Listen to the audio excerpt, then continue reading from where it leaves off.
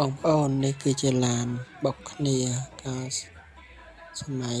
10ឆ្នាំមុនយើងឡើងឯងជិះលេងកម្សាន្តជាមួយគូស្នេហ៍ឥឡូវយើងមកមើល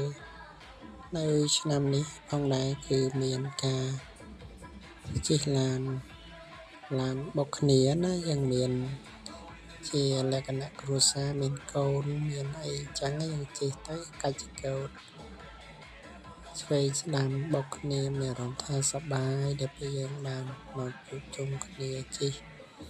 ឡានបុកគ្នាណាហើយស្អមមួយបទភ្លេងពីរសចិនធ្វើឲ្យយើងកាន់តែមានភាពនឹកឃើញអតីតកាលនិងសម័យបច្ចុប្បន្នហើយនេះគឺជាឡានហោះស្តៀងសេះហោះប៉ុន្តែគេដាក់ឡានគឺឲ្យក្មេងជិះក្មេងវាចូលចិត្តជិះឡានហើយអញ្ចឹងខ្ញុំថតទេសភាពប្លែកៗឲ្យលោកអ្នកមើលនឹងការទស្សនានៅឱកាសបុណ្យអុំទូកថ្ងៃបញ្ចប់នេះណាឃើញមនុស្សជួយឆោមមកលេងកម្សាន្តខ្លះពាក់អាវក្រហមខ្លះអាវសាមញ្ញ